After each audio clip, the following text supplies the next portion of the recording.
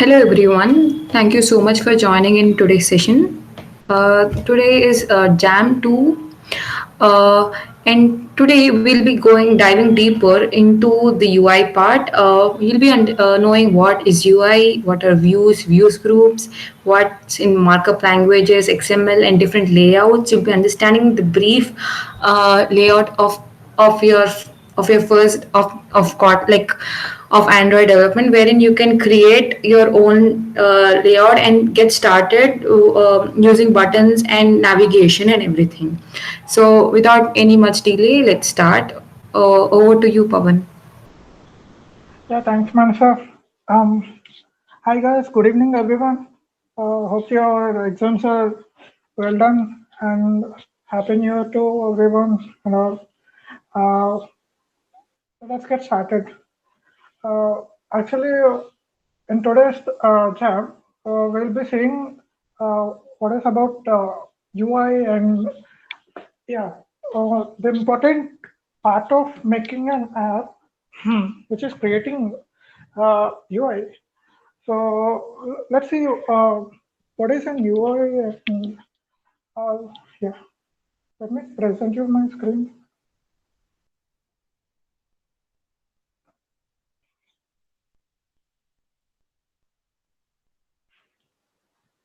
Yes, guys, you can see my screen, right? Yes, yes. Yeah, sure. Uh, okay, let's see what is in uh, what Google says about UI. So UI is user interface with which user can interact with uh, computer or mobile, right? So the UI is something which we can interact with. It is of two types, right? Uh, One is command line interface and graphical interface. Uh, I think you have done C programs and Python programs. You have compiled them and you have run them. Uh, they have run on command line, right? For example, let's open up Visual Studio Code and let me open. Yeah, I have a small C program. Let's run it now.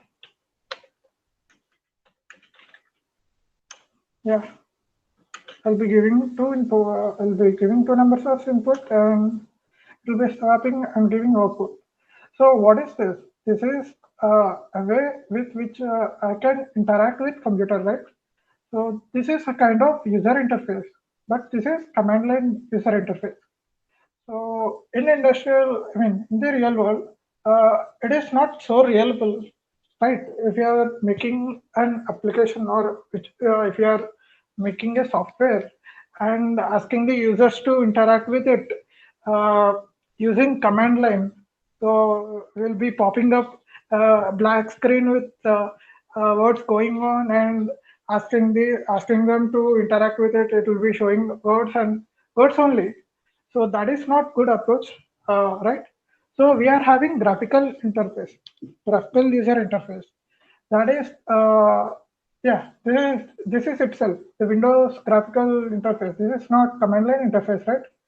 Yeah, the browser we see it has colorful text, you and images and much more. So let's see how this graphical UI uh, is important in making software. So this is Windows.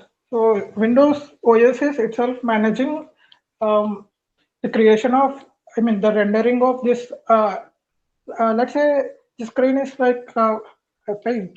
I mean, a paint board. So Windows is itself painting all these designs and all. So it is indeed like command line interface, but every pixel is being used, right? Uh, yeah. So we need not worry about uh, rendering every pixel. That is managed by Yeah, that is managed by OS itself. So we are having API to create, I mean, to render a good UI. So let's get started and see how that is done in Android, right? Uh, let's check out. Yeah. So what and why are views and view groups? Um, let's go to Android documentation and see what are the views available in Android, right?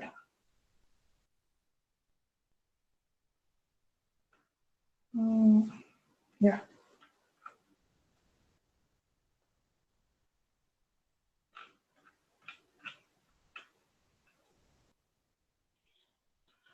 Let's say we are making an app. So we are having texts and we'll have input boxes and images. All those things are like elements, right? They are smallest divisible elements. Like they are smallest divisible viewable things which we can include in app, right? So the views are nothing but the things that we can include in UI that can be shown to users. Uh, so what we can do is we'll include some part of code in our uh, application so that our application, which will be uh, run on Android, so Android will be reading the code, so it will be rendering the view. So we have discussed about different kind of views like text view and image view. Let's see how those things work. Let's create an sample application using Android Studio and let's see how all those things work. Right. Right. I'm creating a project. Okay. In the previous jam, we have discussed about this activity, which is like main function in command line, right? Activities like that. There's it will be rendering page for our application. So here we can see there are different kinds of activities available. So let's go with empty activity, and in the empty activity there are no views. So we'll be starting, and we'll study. I mean, we'll see how different layouts and views are available and can be seen. Yeah. Okay. I'm letting it be like that. The name and package name I'm not going to change that now. Uh, let's quickly create the project and see uh, what is the default project given by Android Studio. You can see Gradle build is running. It will take a couple of minutes to build. If you are, I mean, if you are creating a Android project for first time, so the successive builds are quicker. So for me, I've already compiled a couple of projects, so it has been quicker for me. Yeah. Also, you need to create an Android emulator. I mean, there are no emulators in your device. It will be showing you a pop-up like this. So you can create a number of number of Android emulators. How many of them you want? But one thing is enough. Let's start an Android emulator and run the project which you have created now.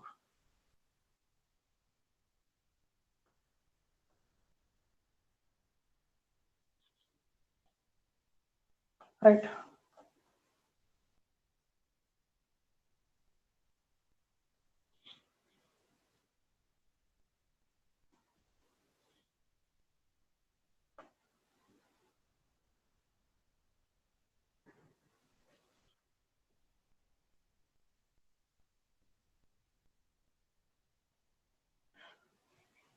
Yeah, it says hello world. You can see them, right? I mean, you can see this UI.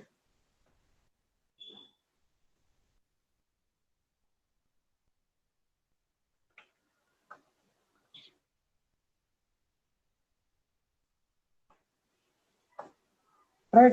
Let's see what is happening behind this. Um, in this couple of lines, we can see there is this set content view dot layout dot activity main. Let's go to activity main and see what is there in it. So there is a layout and there is some code which is written in XML, and this part is rendering this hello world message, right? We see there is constant layout and text view, and that's it. So let's see what is this layouts and uh, how are they built and why should they, I mean, why should we use them and where should we use them, right? Um, let's go back to documentation and find this out.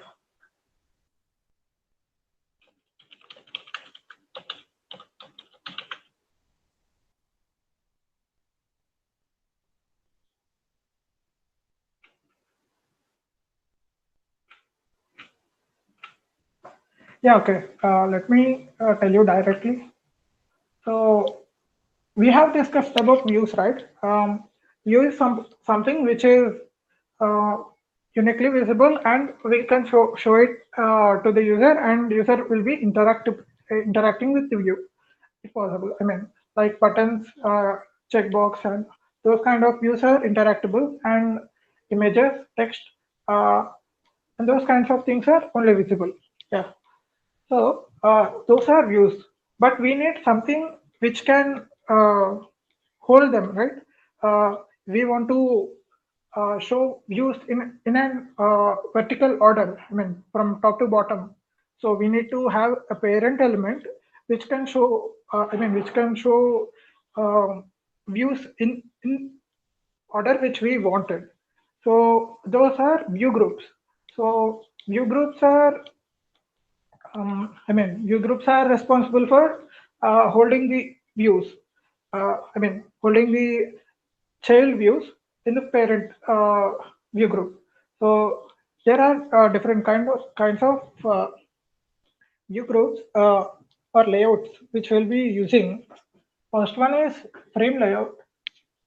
Um, this is the least least RAM consuming and efficient layout available in Android. So frame layout is something, it is like parent layout in which we can add the views, child views like a stack. So the elements which we place on the place inside the frame layout will be converted into uh, a stack. So they will be placed one of, uh, one view over another view. So if you are designing an user interface where we need to, let's say there is an image and we need to show some text over it. So in that case, we'll be using this frame layout, and in the frame layout, we'll be placing the image at bottom, and on it we'll be placing the text. So let's see how it is done, right? Yeah. So okay, for now, just say this XML part. We'll be seeing how XML, how to write XML code and what is it in markup languages.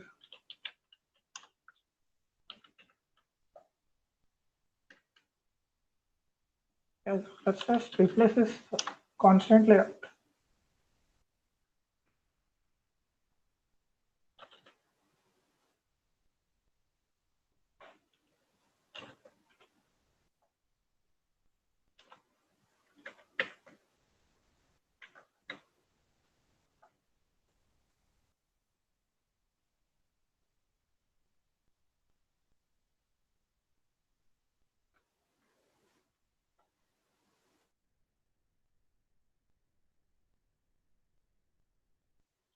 Right, this is the code for frame layout with only one child, that is text view.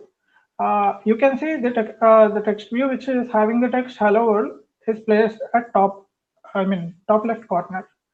And if we are having another child, another view, which is not hello world, let's say it is ABCD. ABCD.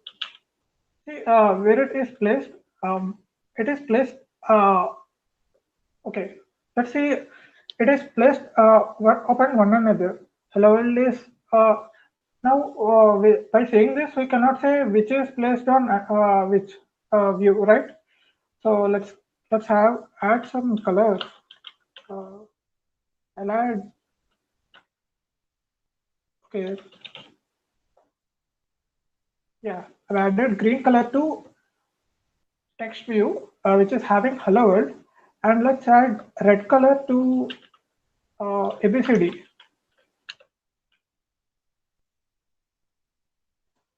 Yeah, you can say the ABCD view is on top of hello world. So whichever we, whichever view we are writing at last will be on top, right? Um, let's say we are adding another text like having 12, and let's give this blue color. Okay, I'll be explaining you how these properties, so text and height, width, and this text color, how these things are responsible. Yeah. For now, you can clearly see the last place view is, the code which we write at last is on top, and subsequently the previous views will be placed, right? So that is frame layout. So if you have image over here, okay, let me uh, let me find a good background.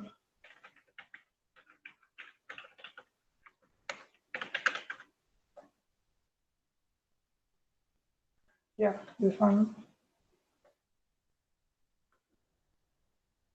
Yeah, we'll save this in background. Not background. Mm, Android Studio project itself.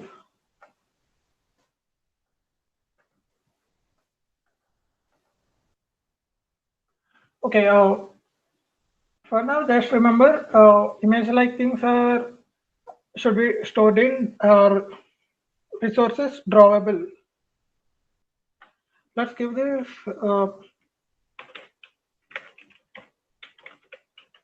Yeah. So if we check this drawable folder, background should be there. Let's give.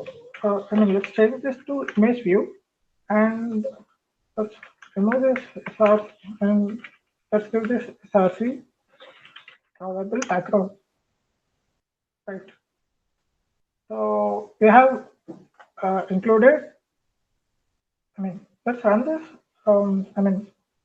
Let's move this, and say we are having. Let me change the resolution. Dimensions of images. Yeah. So clearly, we can see there is some UI related issue. It is not completely uh, the way we wanted. We wanted to put a text. A text on image. Uh, let's do one thing. Let's have. Let's decrease it. And let's remove one of the text view and give this white color.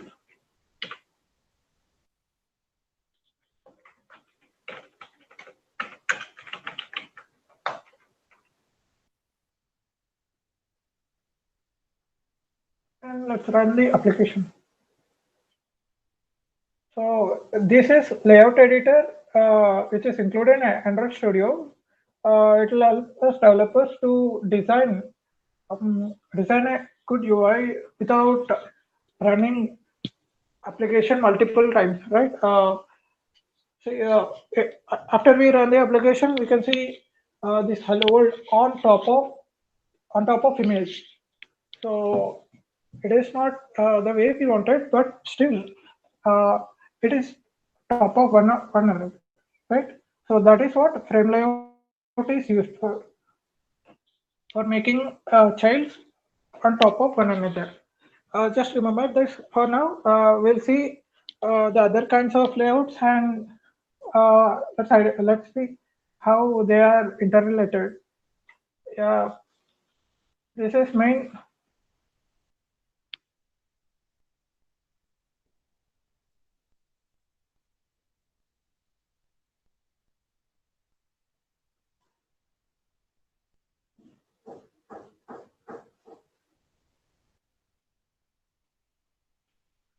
Yeah, guys.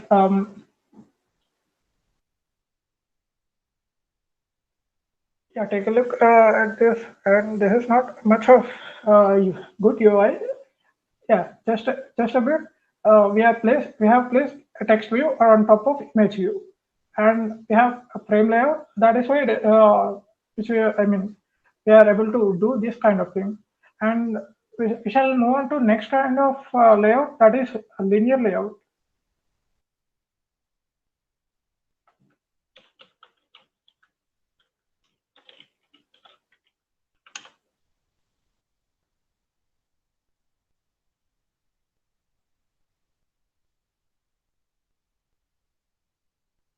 Yeah, so linear layout we use it for I mean, let's say if we are we know how we know about queue, the order we follow in. Um, People will be moving in a queue. Will be like there will be a guy at first, and behind him there will be another one. So a linear layout is such view group in which the child elements are in an order, either horizontally or vertically. So let's see how linear layout gives us the UI, right? Let's change this to linear layout. After we change this to linear layout, we have to give this we need to give this a orientation. So let's say orientation is vertical, and let's say let's give this hello black color. Yeah, right. You see this. First there is an image, and then there is hello world. So before with frame layout, we are able to make them top of one another, right? Now with linear layout, we are able to make them in an order, in an oriented way, so that it is one after another, not one above another, one after another. So now I have given this vertical. Android orientation is vertical for I mean, for the given linear layout. So this is following this order. Let's say if we have given this as horizontal, by default the value is horizontal. So you can see it has become it went right side. So after it in horizontal way, not vertical way. Let's say let's make another text view with another text, some other text,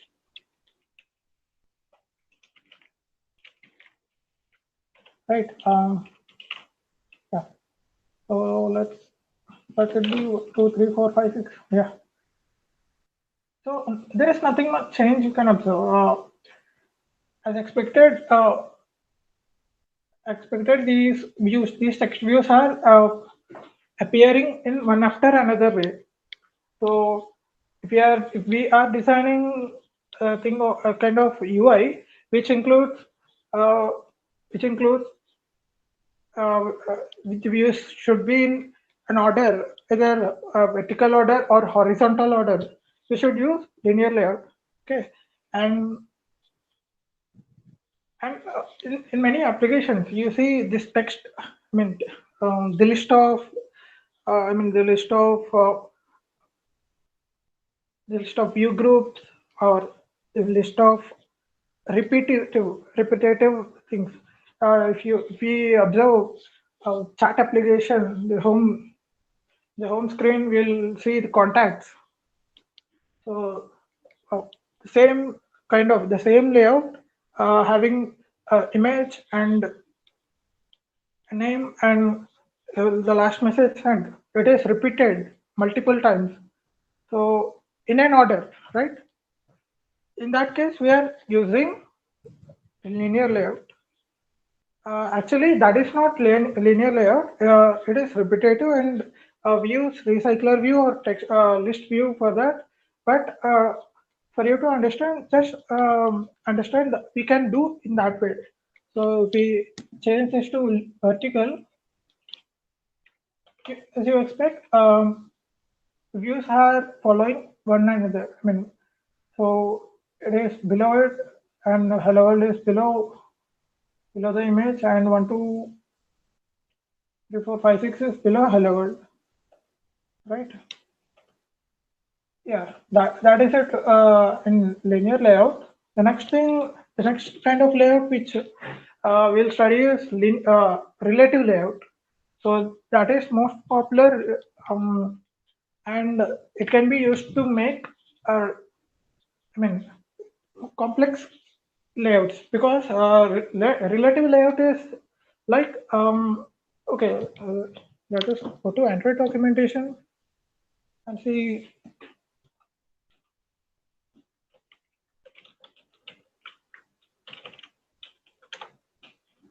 Yeah. So let's say we have a scenario where, okay, previous scenario where we are discussing about chart UI, and within the contact, there is a DP in the starting, and we have at right side we are having contact and message. So this is uh, a bit far more um, a layout other than a frame layout, right? In the frame layout, we can place views on top of each other. With linear layout, we can make the views horizontally or vertically, right? And we can achieve that kind of layout um, using linear layout. But is it possible to have a same kind of? I mean, there are different kinds of uh, orientations, right, in the chart layout, right? Okay, let me open online whiteboard, and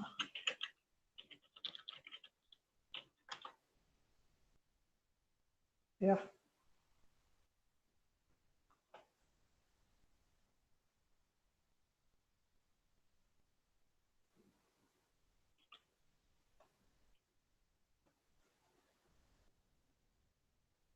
So this is the, let's say this is the DP, and this is the name, and this is the last message. So if we want to implement using linear layout, either we follow this orientation, that is horizontal orientation, or vertical orientation. But views are in different orientation.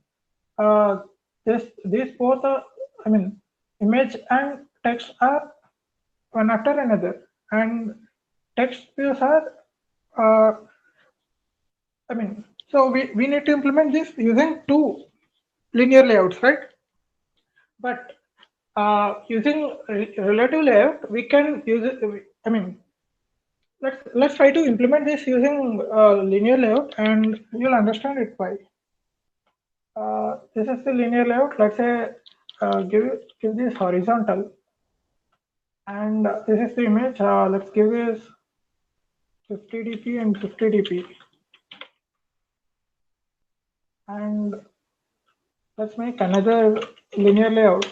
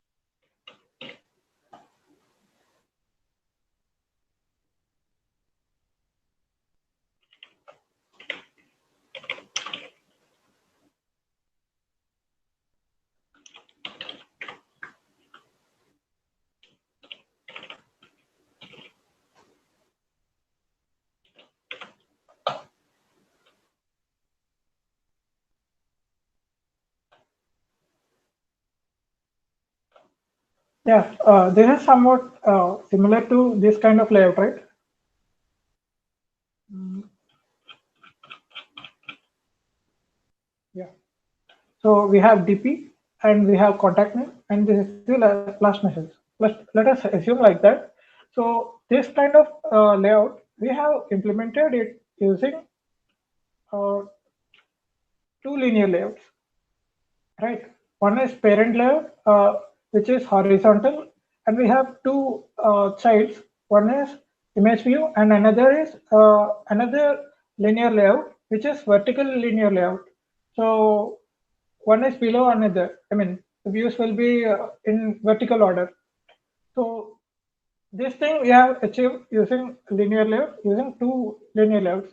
So in yeah, in making UIs, we have to ensure there are minimum. I mean, the UI is minimal, so that the number of calculation should be done by mobile or system will be less, and it will be more efficient and more performant, right? So here we are using two linear layers for one. I mean, one single chart. I mean, contact row. So let's say we are having 100 such contacts. So every time it should be making two linear layers, one image view and two, I mean, one image view and two text views.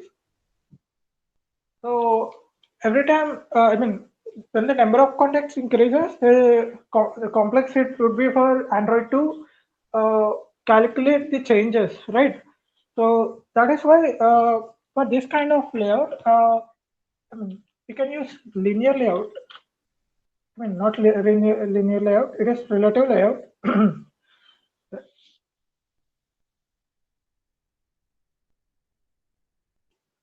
So relative layout is like it is a parent view group in which the children elements should be knowing about each other. I mean the location of each other. Let's say there are two views A and B within the linear layout. So we'll say for the relative layout, view A is on. I mean view A is below view B, or view B is below view A, or view A is uh, at right side of view B, or let's say like that. In that manner, we can say, I mean, we can uh, give the attributes in such a manner that so that the relative layout would be calculating like which view is top of, I mean, which view is uh, having which relation with another view, so that it would be easier for it to make these kinds of UI. So for relative layout, we need to give IDs to every.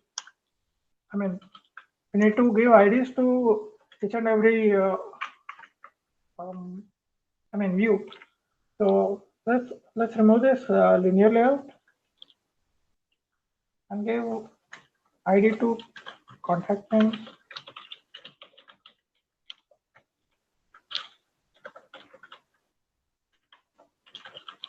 and this one is message. Message, yeah. So now we haven't defined any relations. It is acting like a frame layout, right? Like frame layout, every view is on top of one another, uh, like a stack. So let's say, I mean, we can use, I mean, we can use this uh, layout editor given by Android Studio to define the relations.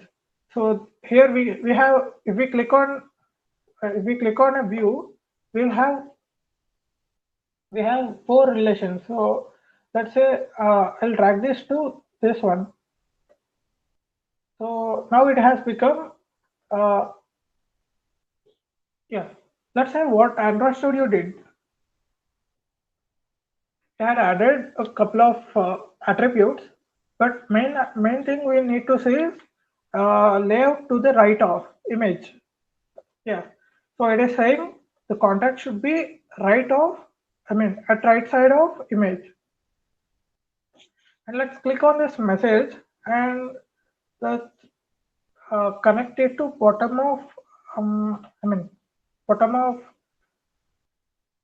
uh, contact name, and let's connect this to right side of image. So yeah, now what happened is, and yeah, what actually happening is we are defining the relations between the views. So we are saying this view should be at right side of the image, and the below message should be uh, below the contact name, and like that. Yeah. So as if, I think you have understood about relative layout. So what relative layout does is uh, it it will see what is the relation. I mean UI relation between the elements, and it will try to it will try to render in such a way. So if there are wrong relations, still it will try to render it properly, and if that is not possible, only in that case the error will be popping up.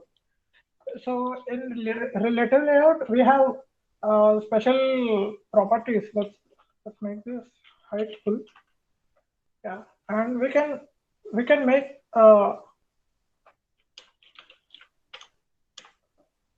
we can define in such a manner that the relations could be with, I mean, with a layout also. So like we can say the view should be at center in the layout. I mean, uh, maybe center in vertical only, or yeah. Let me show how center vertical looks.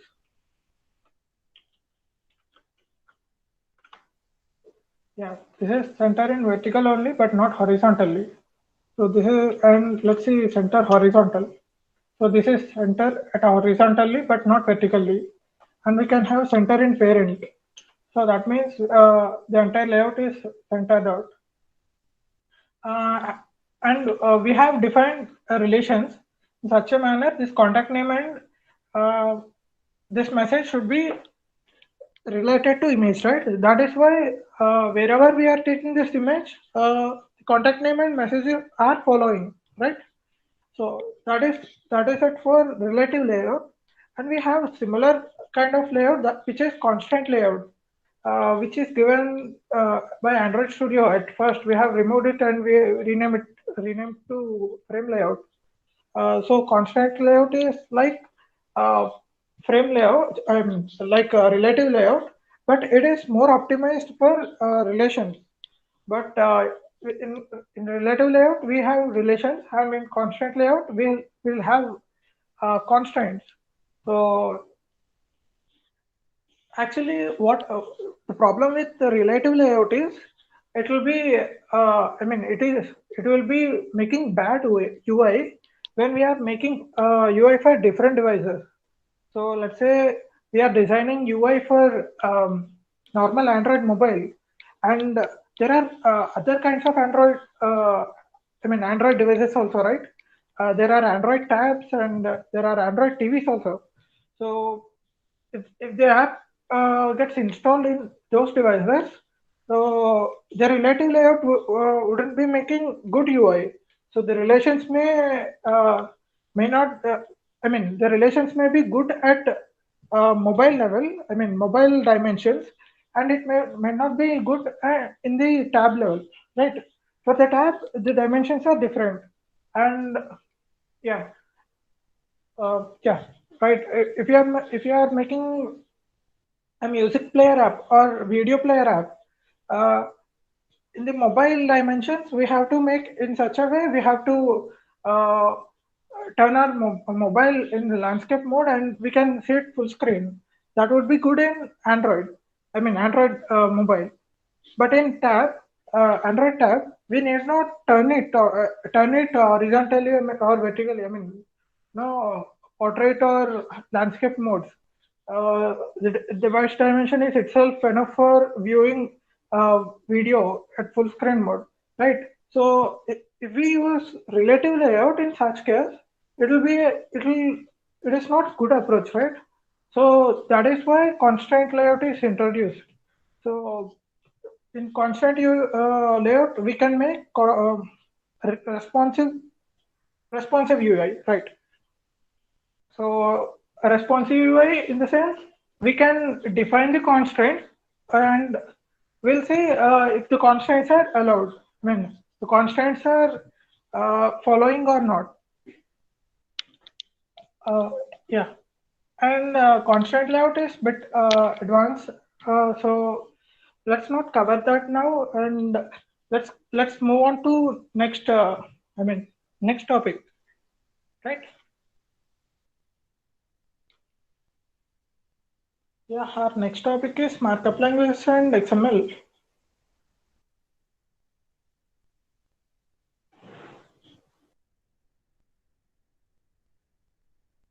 Hey, before going there, can you explain few of the doubts like written in chat Haven't checked the chat.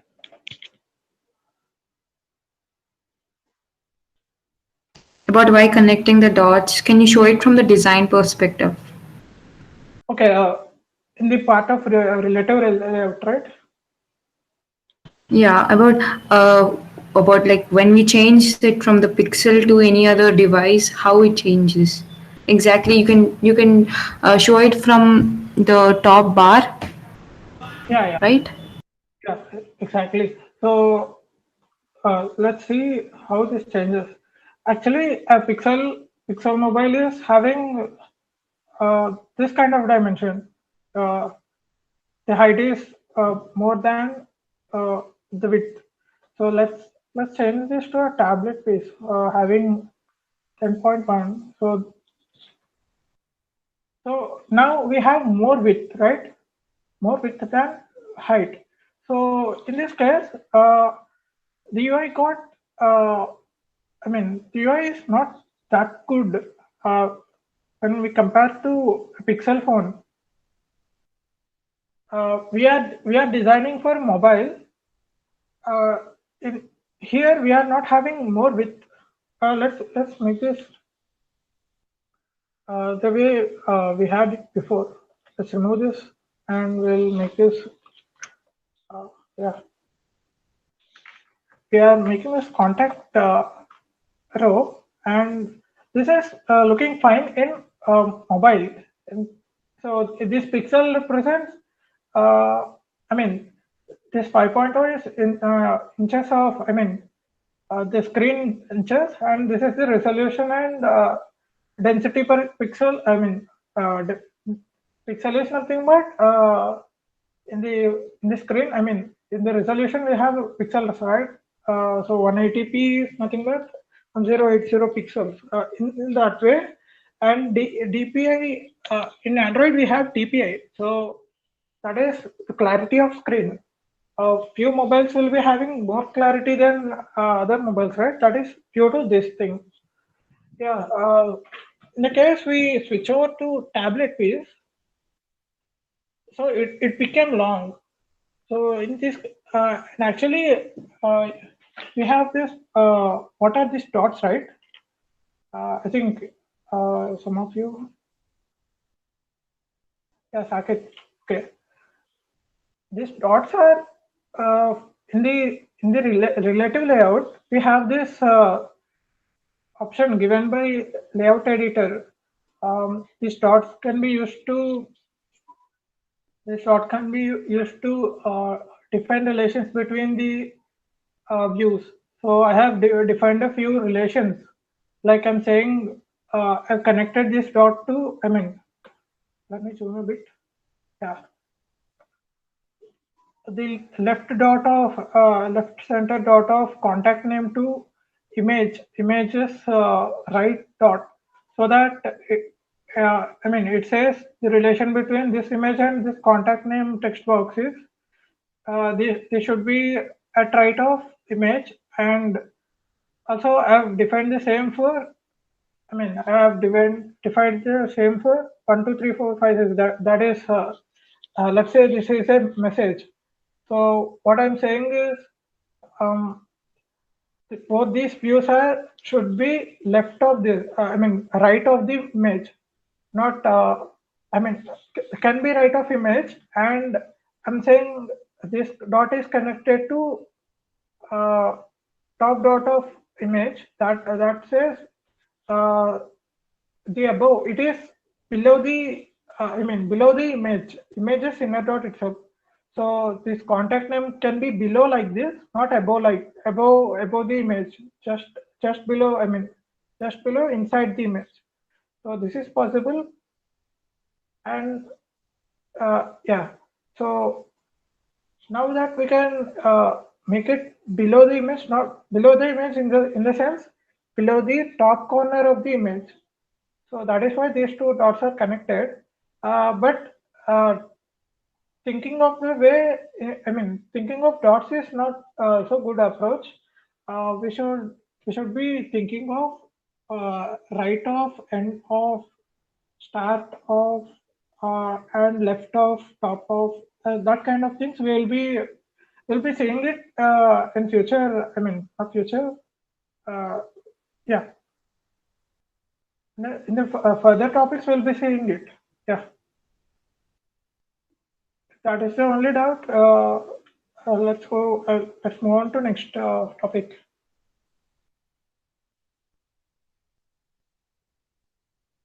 Cool. Yeah. So let's go. I mean, let's move on to this next topic: markup languages and XML. Right. So let's see what is this markup languages and XML. Okay. I think every one of you have understood about layouts and views. Why we are having different kinds of layouts and uh, I mean, the use case scenarios of those view groups or layouts. Uh, anyway, we'll be using them furtherly and we'll discuss them. Right.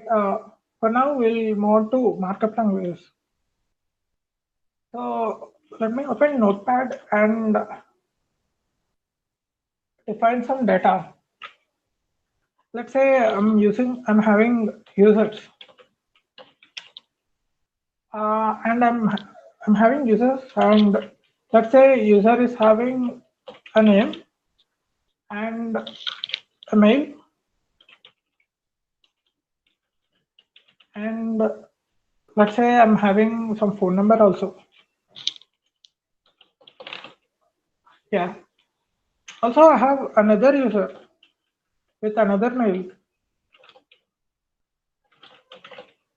with another phone number. Yeah. So I have made data, right? This is some data, but why are we seeing some data? Um, okay, this is I wanted to store a file in which I can save users' data. So like um, name, email, and phone number. So I'm creating a txt, a text file, in which I'm saying users is this. I mean, I'm putting user and a colon, and below that I'm separating three values by comma. I'm saying first value is name, second value is email, and third value is phone number. And let's say there is another developer using another approach. So he says users, and let's copy the same data, and he uses dashes instead of not dashes. Let's say he uses semicolons. Yeah, this is approached by me, and this is approached by another developer. And let's say there is another developer who is using another approach. Like he says, uh, first row is all the names, and second row is I mean, all the emails, and third row is all images. Right. So this is another approach by another developer. So the same data, there is different kinds of approaches. I mean, let's say first developer has stored in this format, and second developer has stored in this format, third developer has used this format. So either way, developers can crack. I mean, they can use this format and they can read the saved file, and anyway they can identify. They can group the name, email, and phone numbers using whichever the algorithm, whichever the logic they wanted, right? So let's say I'm building an application uh, which includes saving of user data in offline. So let's say I'm making I'm making let's say I've written Kotlin code to save a file in this format. So I've saved it on desktop. Let's say D1. It is written by developer one, and this is second approach by developer two. Okay, was developer two, and let's say this is developer. This is by developer three. Developer three. Yeah. So we have the same data is saved locally or offline by different developers in different formats. But when data gets complex, so we need a proper way. I mean, there should be a proper way to store the data, right? So this is not going to be a good approach. So if developers and if one developer is handing over the project to another developer, and he says why he's using this kind of approach. Let's say developer D3, he said there is the first line is users. So the following data should be data of users. So he said he has two names. So he separated first row by name, second row by emails and with a semicolon, and third row with phone number. So uh, this is all becoming messy uh, because different developers has different approaches of saving data, and at the end of the day we need to have one final good approach, right? So that is where this markup languages comes. So let's see what Google says about markup languages.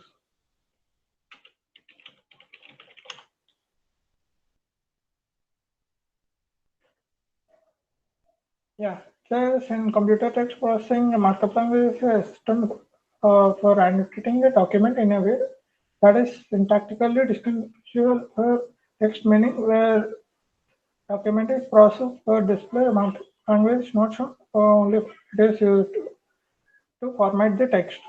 So it says, I mean, this markup languages are used for storing text in formatted way. I mean, in an organized way, so that it is a proper way to access the data for different developers.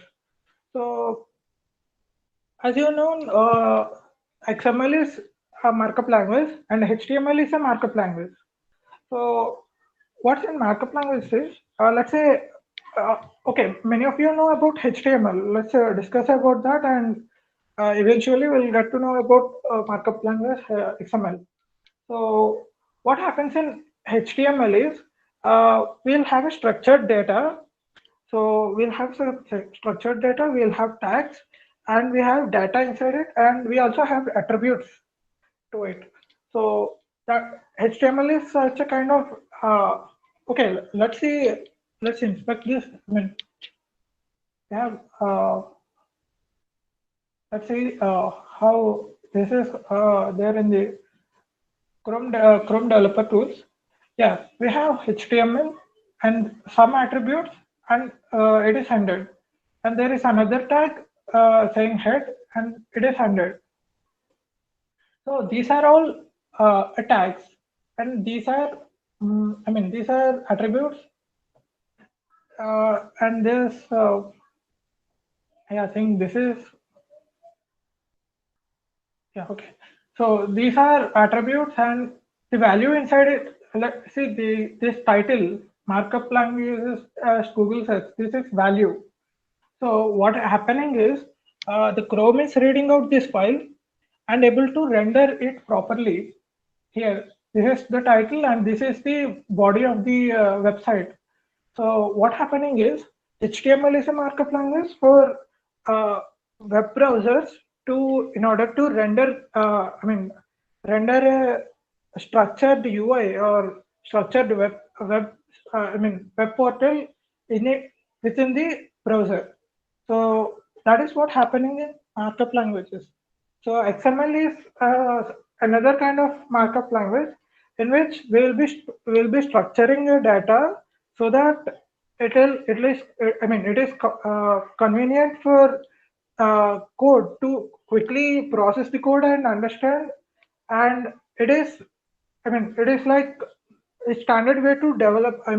Standard way to store the data across the developers. So if developer one is looking at XML and developer two is looking at XML, both of them know how to how to understand the structure.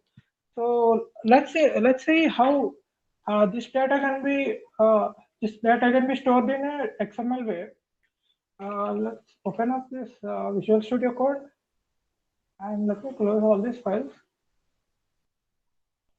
And let's say I'm making this abc.xml. Yeah, in XML file, the first thing we should do is we have to define the XML version.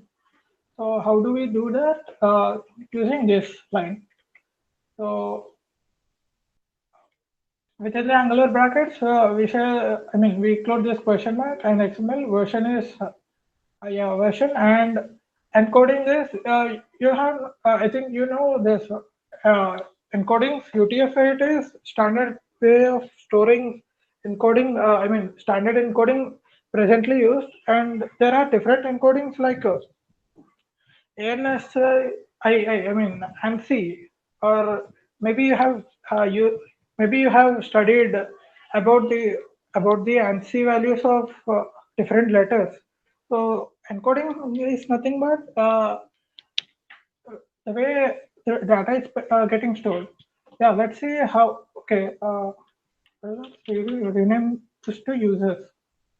Okay, let's see in Notepad how it is stored. So in we have users, we have name, email, and phone numbers. So this can be done like this: user, and let's say each user is having a name,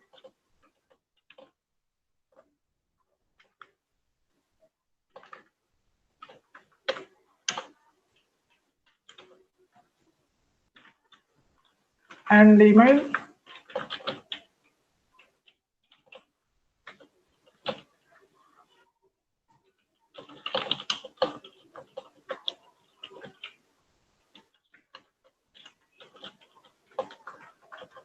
and phone number.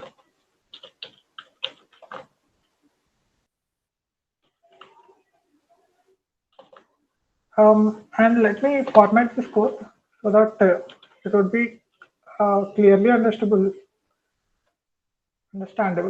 Yeah. So yeah, this is the way. This is far more understandable than these three developers approach, right? The D3 has given first row of name, second row of email, third row of phone numbers, and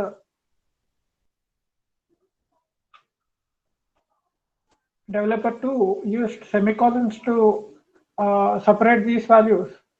So either way, we can copy this code. Let's say let's say we have this data also copied.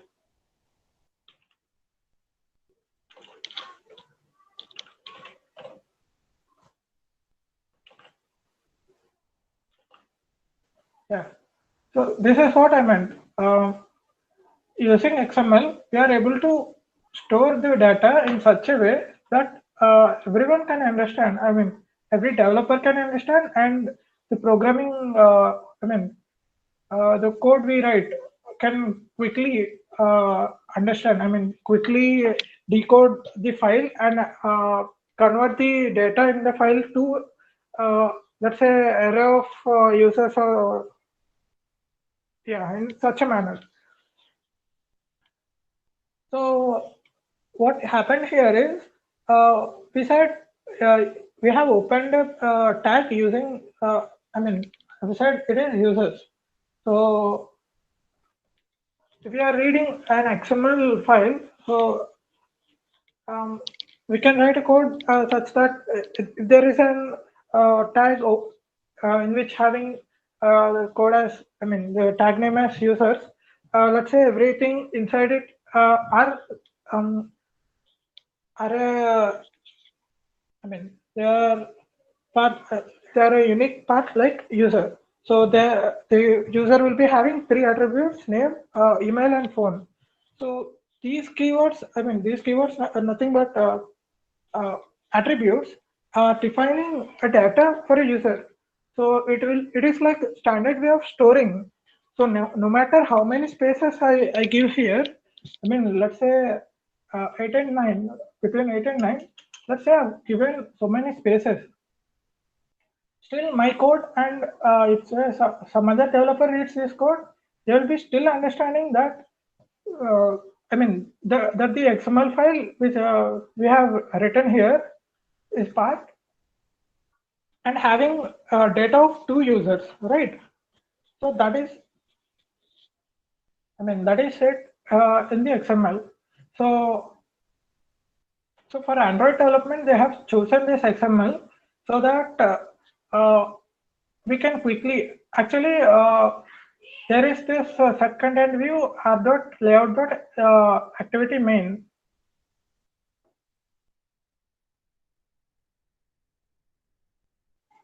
So this line, okay, so this line says, uh, let's include layout from activity main.xml. So whatever we need to, actually, this all, I mean, this is, I mean, this all UI which we are written here in activity main.xml, that should be written in it's a view kind of format. Like it is like relative layout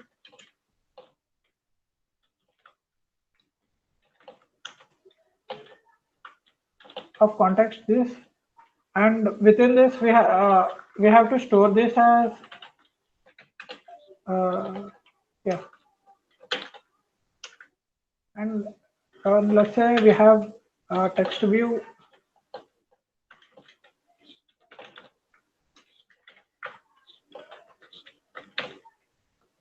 So we give text view some text,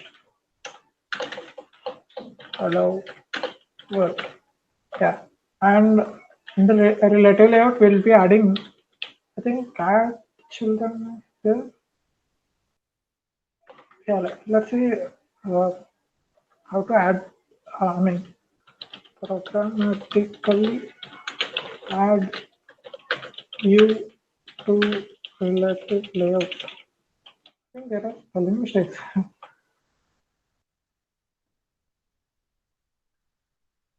Yeah, add view. Nice. Thanks for that, guy. Add view, text view. Let's say we shall show this relative layout, and let's run this application and see what happens.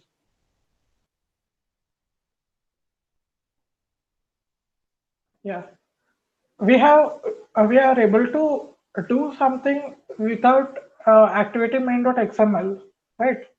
We haven't written, I mean, we are not making any data of it, and we have just written a couple of lines uh, to declare relative layout and to declare text view. We have given text to text view, and we have added the text view to relative view, and we are now setting content view as relative layout. So that is the parent layout, and the code has run without any errors, and we are able to make UI just using Kotlin without XML. But why, if this is the case, then why are we using XML? Yeah. So why are we using XML means, it is nice that we are able to make UI without using XML. But when it comes to complex, complex UI, so we are having so many relative layers and so many. Let's say we are making homepage with grand level of user experience. So we need to have multiple image views and multiple text views. So we cannot, yeah, we can include them here and get messed up afterwards, and and we'll get easily confused, and that will lead to a confusion and less productive of developers, right? So we developers will be less productive than uh, less productive with this approach. Programmatically including every view, and we'll be, we'll be assigning every attribute using this kind of approach. That would make us less productive. So instead of doing in this way, we can define our structure of UI we are having in an XML file, and we can say to activity that uh, show the content of view rendered from uh, that XML file, activity main.xml file. So within this XML file, we are having this these attributes. So all these attributes got, I mean, uh, we have uh, we have declared this relative layout, and we are assigning text hello, and we have added, and we are setting uh, we have shown the content view. But when we are having this colors, and we have images, and we have relations, so making relations is not, that can make code messy, and uh, eventually leads us to get confused. So this is a better way to declare UI, right? So we can just include this code, and yeah, and in this part we are having this Android. Uh, we have seen this. These things are as attributes, but this Android part is uh, it is like a schema. Oh, yeah, it says an XML, and is Android is from this part of URL. So this schema is defined for this part of URL. So whenever this, and the Gradle, when builds the application, says this part of line, it says, so there is a bit of, there is an Android schema defined in this URL. So whenever there is this, I mean, the keyword Android and colon, it says there are attributes from that schema. So if I enter Android, so I can see there are many, yeah, these are attributes. There are many attributes that can be defined here. So using these attributes, we can we can configure how the view should be looking, or view should be behaving. That is what it is for. And yeah, that is an Android XML. Mm, I hope you have understood the structure of XML, and why we are using XML for making this UI, and yeah, why making UI with XML is better approach, at least for now, than using Kotlin or Java to manually, and manually structure it within the within the programmatic approach, right? With this, let's move on to our next topic. Mm, Different layouts in Android and their behaviors. Um, yeah, we actually covered. We have already covered the different layouts, right? We have seen frame layout, uh, linear layout, and relative layout, and constraint layout. We haven't seen it, but we have discussed about it. Why constraint layout is used, why responsive UI is not been built with relative layout, and yeah. So I think we have covered up layouts in Android. We have seen their behaviors, and I think you have understood differences between views and view groups. How view groups and I mean, the view groups are nothing but the parent views which can hold multiple other views inside them. And layouts are view groups, but all the view groups are not layouts. There are a couple of other kinds of view groups available. We will discuss them later. And I think the fourth topic is also covered. If somebody is having doubt, let's see them. Yeah, no doubts, everyone. Let us move on. Yeah, Yeah, go ahead. yeah. Okay, thank you. Yeah, let's see what is text view, edit text, and image view. We have seen the text view, how it is rendered, and what is text view. But we haven't seen any attributes belongs to text view, right? Let's see what are the different attributes we can give to text view, edit text, and image view, so that we can actually use them instead of writing some code and we are not that much focused before, right? Let's see how we can use text view at first. So I'm making this, I'm leaving this relative layout as it is, and let's remove this image layout, image view, and let's remove this text view also, and let's remove everything. So first of all, I would like to mention layout width and layout height. So both of these things are common for every other view. So these things is the width and height of the view. So even for relative layout, we have this layout width and layout height. So it says match parent and wrap content. So match parent says it should be matched with the parent. You see the color of the mm, uh, relative layout. It is full. Full of this full. It is full screen horizontally, but not vertically. So why is it happening? Because we have defined the width is match parent. Parent of relative layout is screen itself. So its width is same as screen width. So it will be occupying full screen width horizontally. And with height, we are saying it wrap content. Wrap content is it is like saying let's say how much of height relative layout is including. Let's say I think yeah, we have only text view is occupying a bit of height, but we are not able to see it because we have not given text. Let's give one small text. Yeah, even if we give some text or not, the Android will be assigning some height, a minimum height for text view. That depends on font size.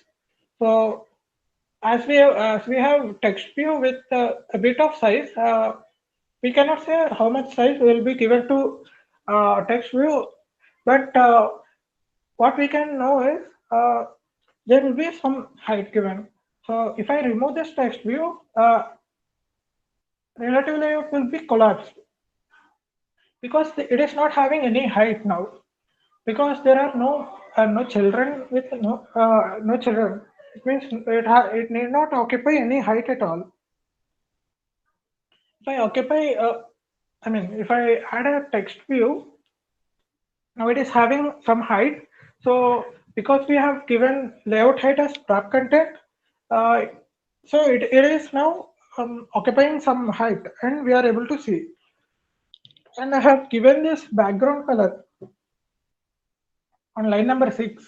So it says Android background is this hash code. This is hexadecimal. You have known about this. Hexadecimal and colors will represent uh, colors. In Android and in web development also using hash code and hex code, hex hash letter and hexadecimal code after it.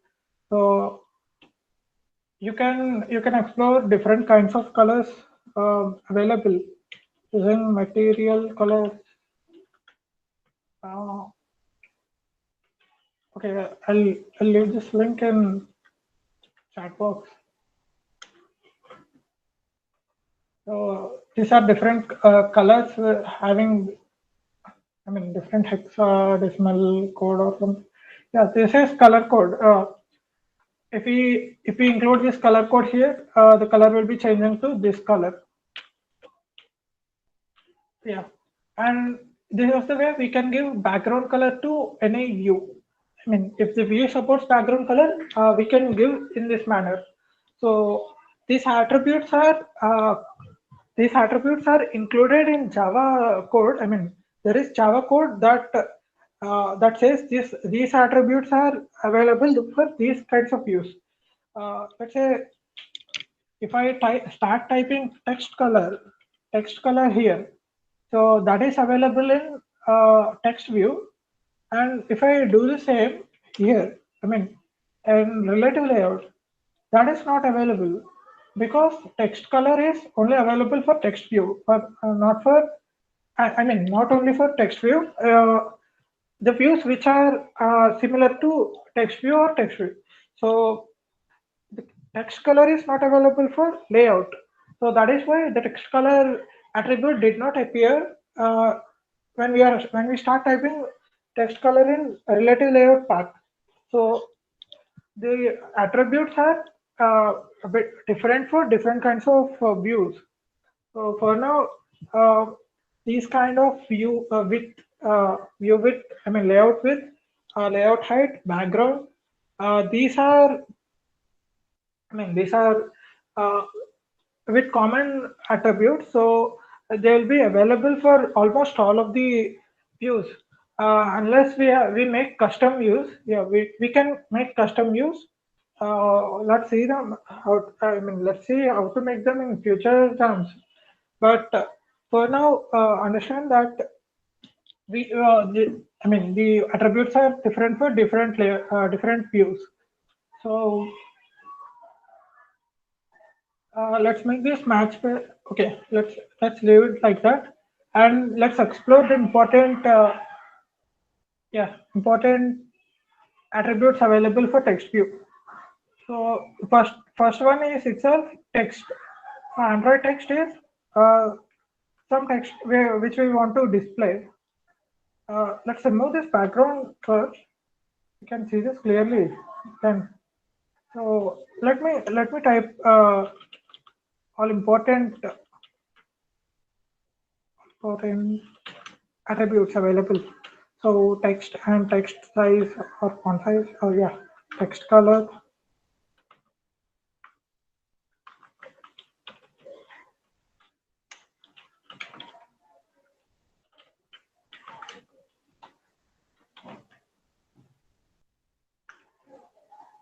And we can declare font family. So I think you can observe the changes. With monospace, this is like this, and let's make it cursive. So text styles, the font of the text changes using this attribute font family. And forgot about the size. Yeah, text size. So text size should be given in SP, not DP. Also I forgot to mention about DP, PX, and uh, DP, PX, DPI, and yeah, the units we need to mention here. So let's say the default will be 14 SP. You can see, you can see the size hasn't not been changed. Let's make this 54. Now you can see the size has been increased, right? Uh, if you want to know why I used SP here, not match parent or wrap content or something like that, let's look it over in Stack Overflow.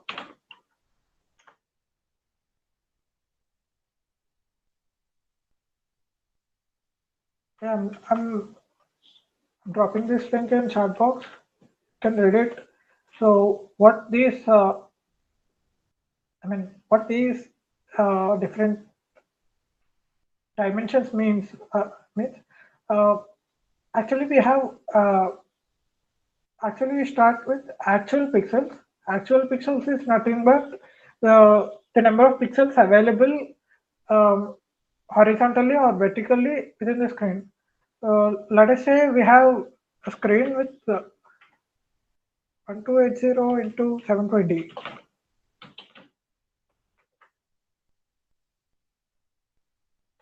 So we have 1280 vertical pixels and 720 horizontal pixels.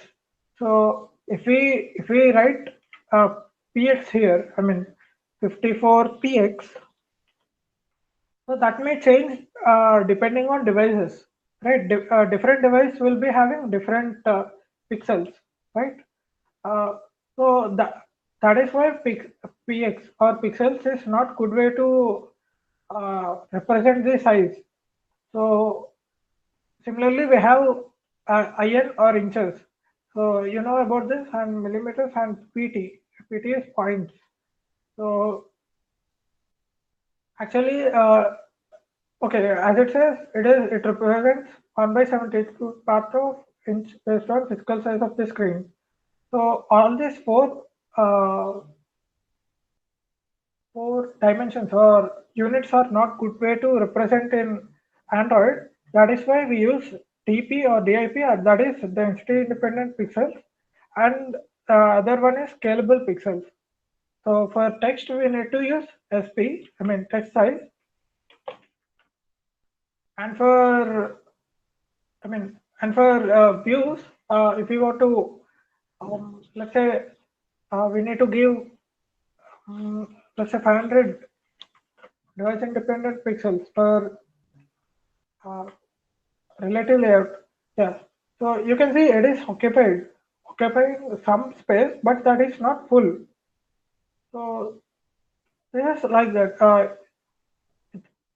And DP is converted into PX and SP is converted into PX. So it will be calculated at runtime by the app.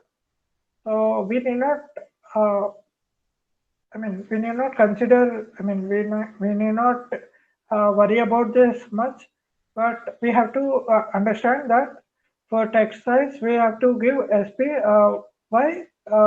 You read this up, and actually, so font size, and there are different kinds of devices available.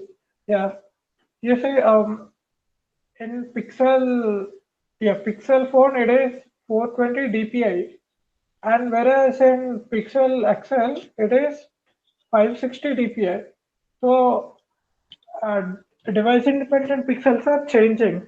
So even when device independent pixels are changing, we need our text to be properly rendered, right? So that is why we use SP. Yeah, that those are the DP and SP are dimensions you should be remembering about when we are developing Android application. So I think for text view these four attributes are enough. And as you know, background and for okay, text color is covered up, and let's see background. So background is, let's give a random Xcode. So it is green. Let's give it blue, not blue, right? Yeah. So this background attribute, you already know we have used it for relative layout, and that's it. I do remember there is an attribute called text, uh, with we can give a text to text view. Yeah, and text color is hexadecimal code we will be giving so that it will make colors out of it. If you want to know how, different types. different hexadecimal codes giving different colors. Do check it, this website, the color tool. In this, we'll be having gray, the darkest of gray is black. So that is why I've written three zeros, which is including, which it says it is black. Yeah, that is it for text view. Let's move on to image view. And for image view, the most important attribute is SRC. That is source. So using SRC, we will give the source of image that should be rendered within the image view. So there are other kinds of image views available like app compact image view, app compact image. Yeah. So this is advanced version of, not advanced version. It is a version of image view with more features. For that, we can give. Okay, let's move on with image view, and let's study image view completely, and let's see what are other views.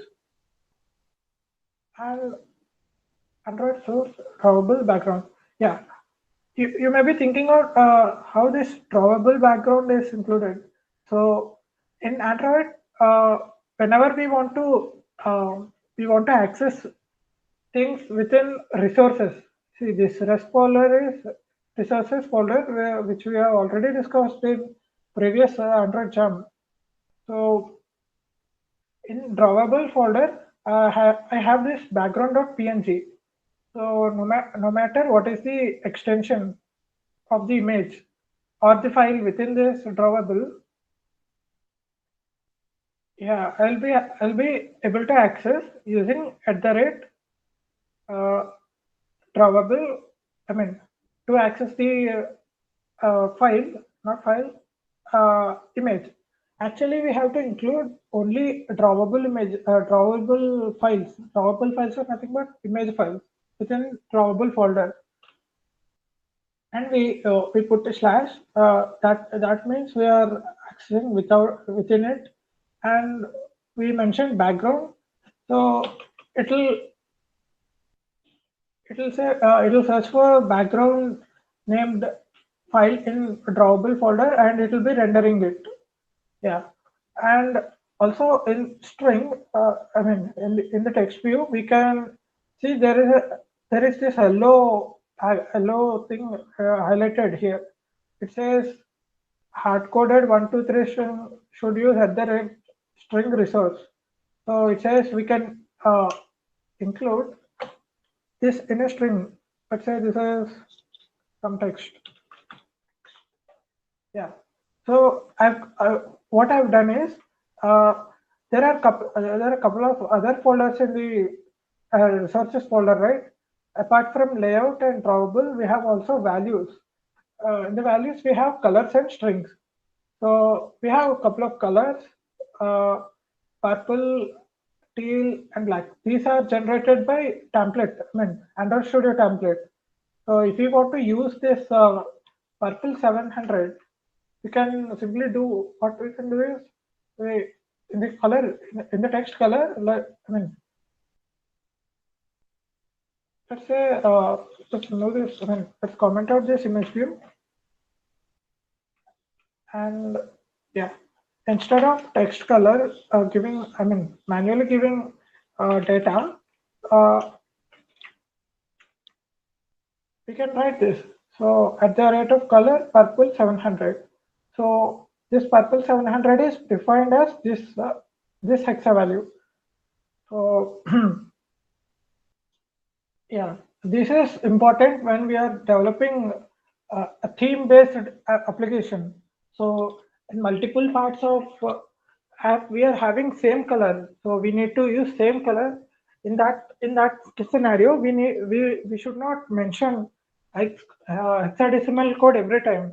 If we do so, what happens is if we want to change the color from, let's say, I've developed the entire application uh, in black color. I mean, in the theme of black and white, and suddenly within the production, let's say the application client, the client I mean, for whom we are making application, he says, uh, I don't want black. I want some other color.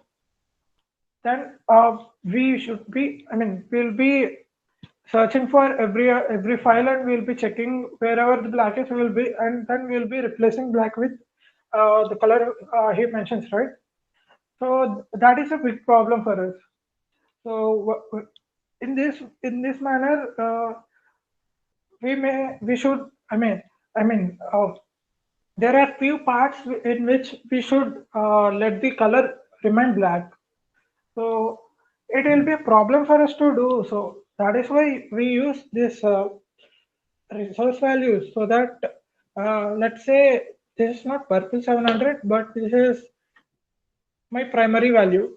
So every time my client, every I'll mention this color at every place where I want to use it as primary color.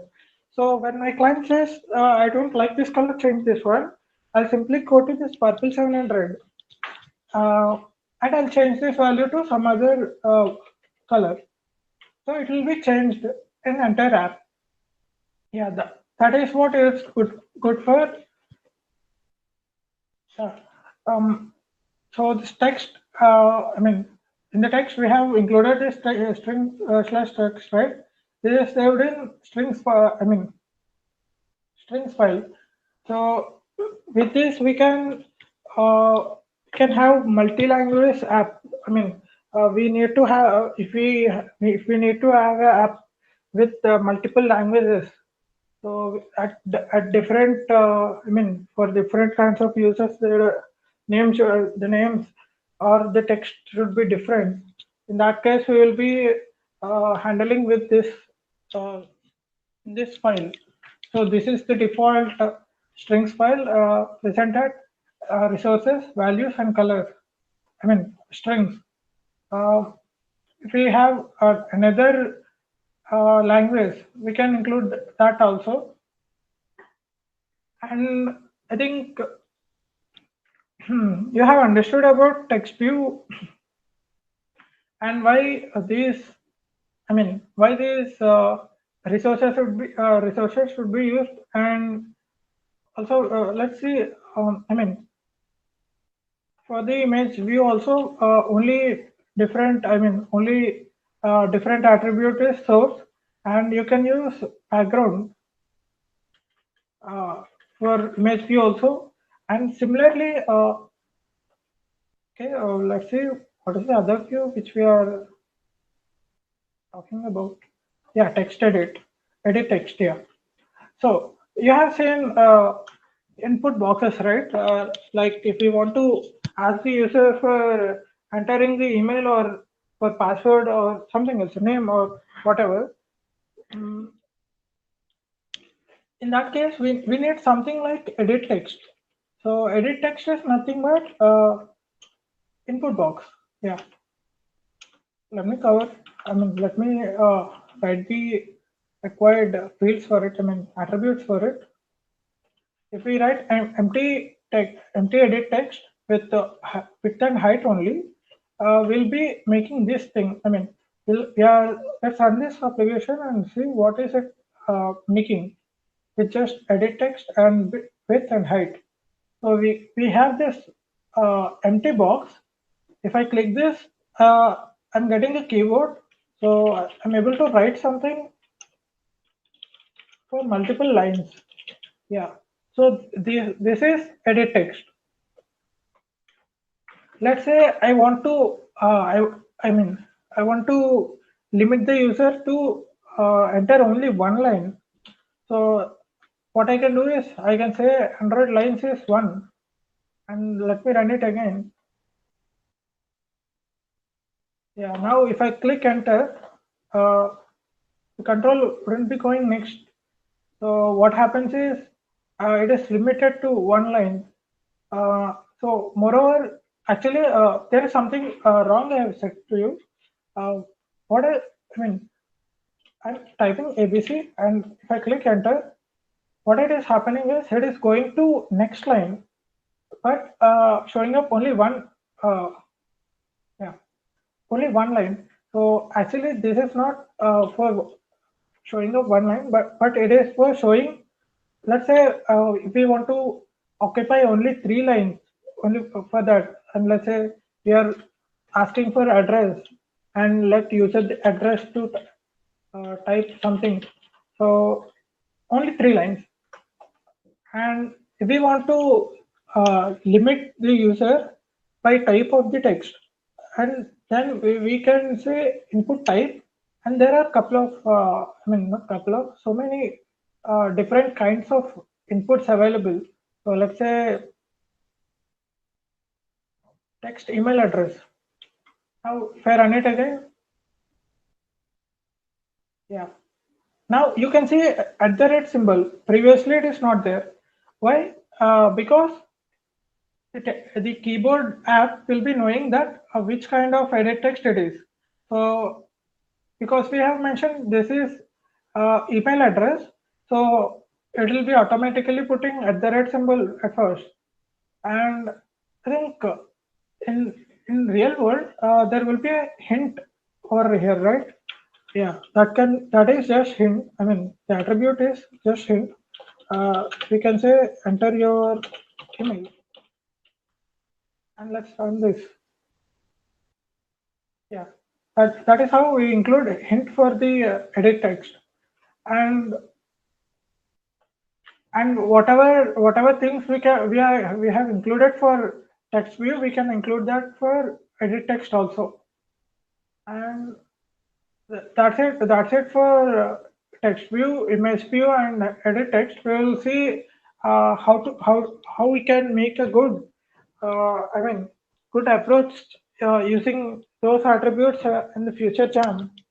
And let's now quickly uh, check about check boxes and yeah, button, radio, and check button. Okay, let me copy this and yeah, and comment out here. So actually, the most important view which we need in every app is button, right? Uh, we need our user to input uh, I mean a clickable input such that something happens, something uh, triggers another thing, right? For that, the button is most important thing. Um, let us see how to make a button.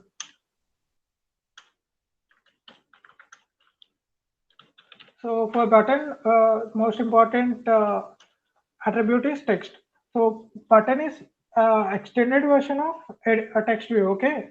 So actually that is not the case, but if we click on, I mean, if we see the source code of button, it says a public class button extends text view. So I mean, this is the Android source. I mean, this is part of Android source. Okay, so let's see. Um, for now, remember that button is extended version of text view. So let's say hello, and if we click on it, we, let's say we want to show a pop-up.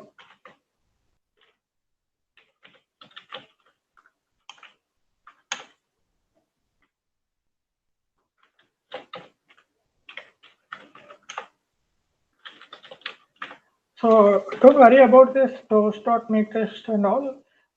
We'll cover this up, but for now, just see why we are using these attributes for making this kind of approach.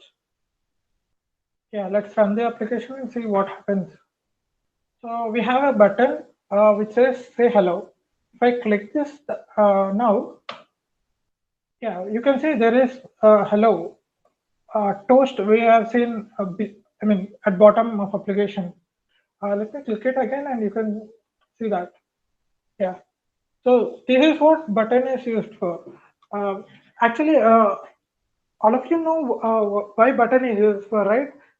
Button, if we click on button, there are multiple things happening. Like if we click on call button in the phone app, we'll be making a call to, yeah, someone we, I mean, the phone number which I dialed. And in the calculator app, you can say simply we have multiple buttons, 1, 2, 3, 4, 5, and I mean number buttons and operator buttons to give input. So which kind of input? Clickable input, right? To give clickable input, we use button, and you have already seen to give text input. We will give. I mean, we will use edit text, and let's say the other types of buttons. I mean, the other types of inputs we have. Uh, there is this radio. So if you have worked on HTML or so, you know about this radio. So radio is like there are multiple types of no multiple not multiple types multiple views. So let's make this radio group and let me show match parent and what content.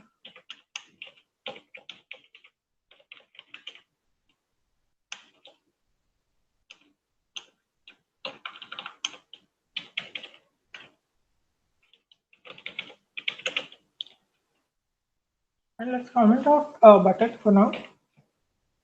Yeah.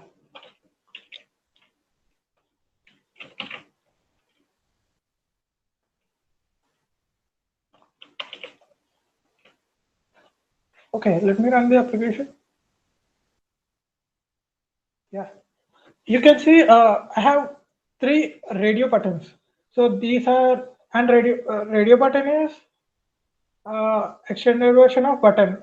So just remember for now, radio button is text view. Button is extended version of text view, and radio button is extended version of button. So let's see how this button is working.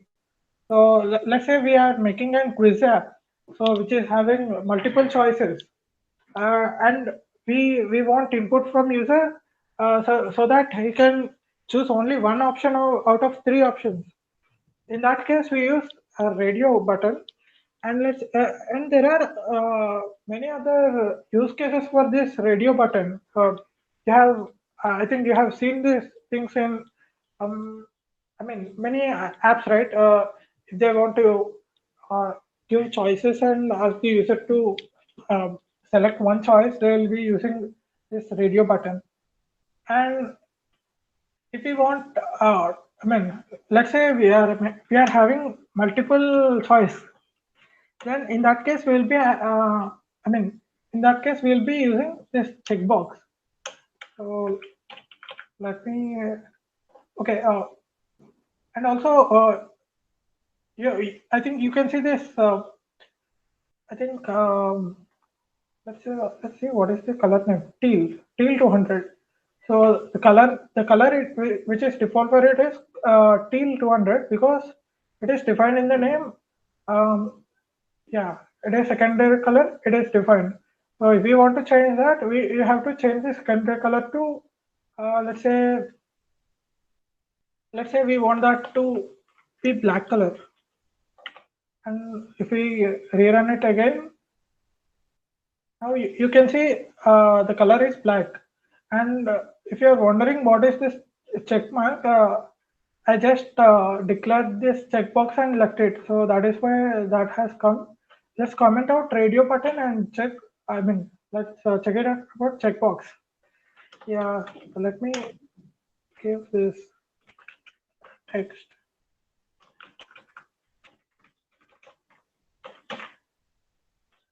Yeah.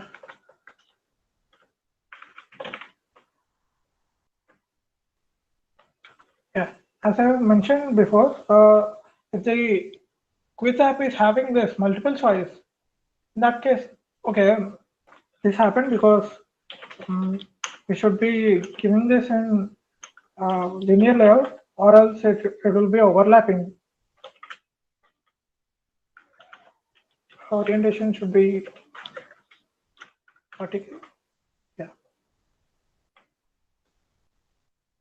Now we can have this multiple choices. So I think you should be comfortable why we are using edit text for getting text input from user and button for click input and radio buttons to get choices as input from user and checkboxes checkboxes for uh, having multiple choice like thing and let's say you have I think you have seen multiple use case scenarios for choice. I mean this checkboxes let's say mm, we need to get input from the user like what are the steps you have chosen and we can give this kind of layout and ask them for that. That's it for now. As you have known, this checkbox is also extended version of button. So you can use all the attributes that can be used in text view to button, and those are the same attributes that can be used in radio button and checkbox also, right? Um, yeah, we have seen this how code in Kotlin and XML renders UI, right? I have shown you this making relative layout here, like this,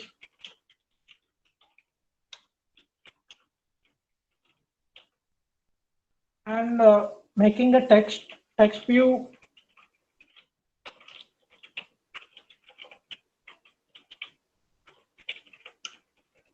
and adding text view to relative layout, and setting this relative layout. Oh, setting content view as relative layout, and we are able to show it, right? That is how behind the scenes the Kotlin it is not Kotlin code actually. Previously it is Java code. Now that we are using Kotlin, the Kotlin code will be compared to Java, and it will be running as Java bytecode, right? Yeah, and dynamically changing content in views. Okay, there is not much time left. Let's quickly finish this off. Actually, to get reference of views, okay. Let's comment this out and let's go back to text view. So let's give this some ID. ID of oh, okay. ID is already given. Let's say it is text view. So and let's remove this background color and font family and yeah, background color is removed. Yeah. So the value is 1 to 3, let, but let's say this value should be changed. How do we do that? Okay, let me show you how this is done and let me explain you. So this find view by ID is available in activity. Okay, so this find view by ID will find uh, the whatever ID we will pass, and it will check if that view is available in this a view which we are showing. So if it is available, then it will be it will be referring to that. Let's say if text view is yeah, hello world. Yeah. So initially the text is 1 to 3, and let's see if we run the app, what happens. Yeah. When we run the app, even though we have given this 1 to 3, what we can see is hello world. So why it is happening? It is happening because of uh, because of let's say let's do one thing. Let's include it here.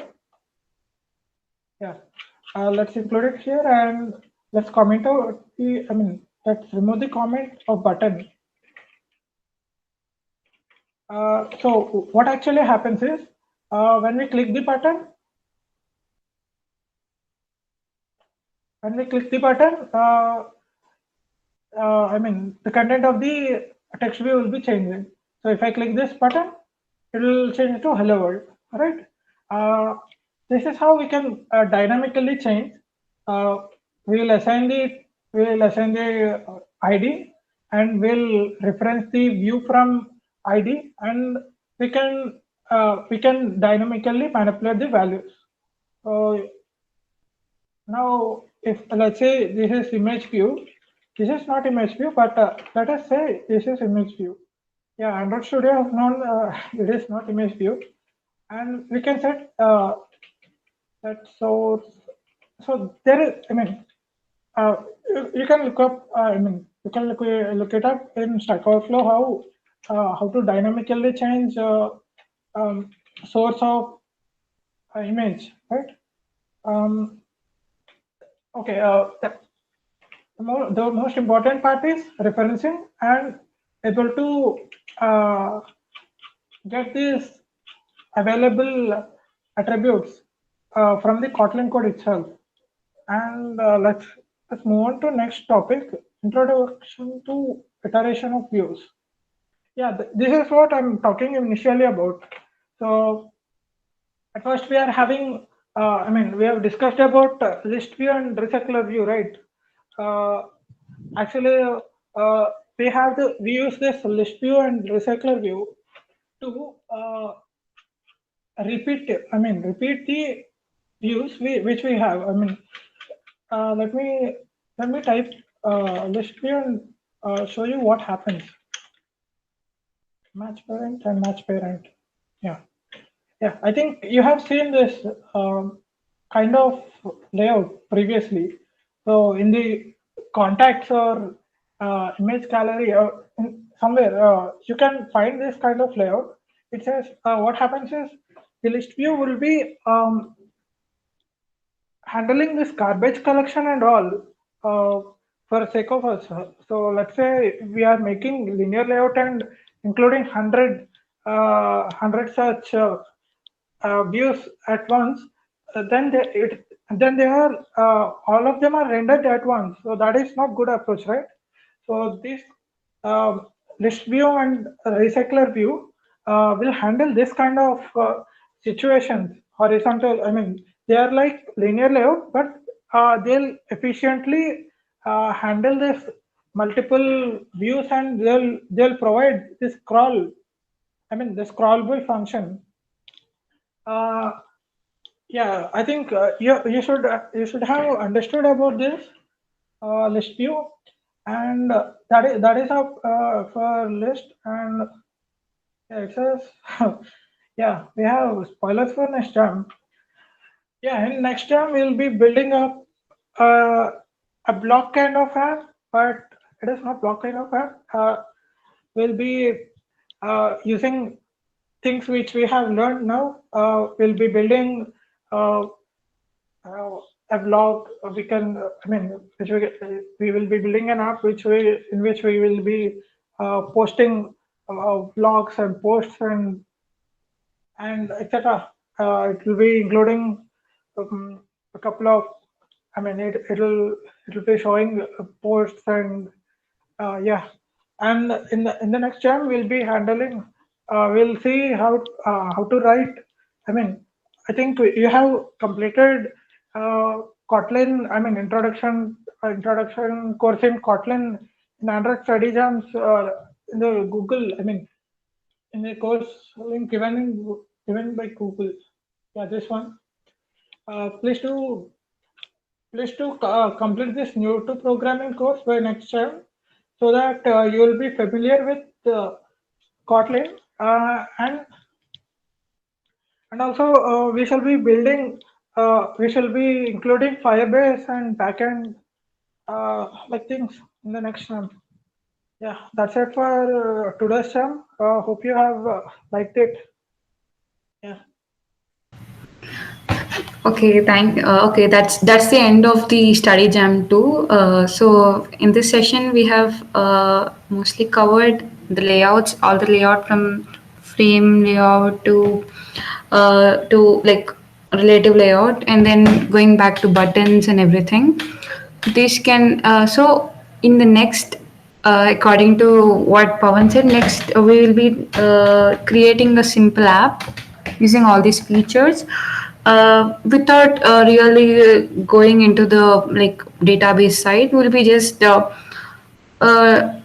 create a simple app. So yeah, for if you want to complete this course, you can do it from the link I'll be sharing right now. So yeah, that's the end of this session. Any doubts, please do ask in Discord or here too. Yeah. Yeah. So that's it. So for the next time, we'll be creating an app. I hope you guys like would find that like more interesting because you're doing it and like you're doing it. We're implementing all the actions there. Yeah. Yeah. That's it Thank you, from my everyone. side. Thank you, everyone. Yeah. Thank you, everyone. I'm stopping the recording.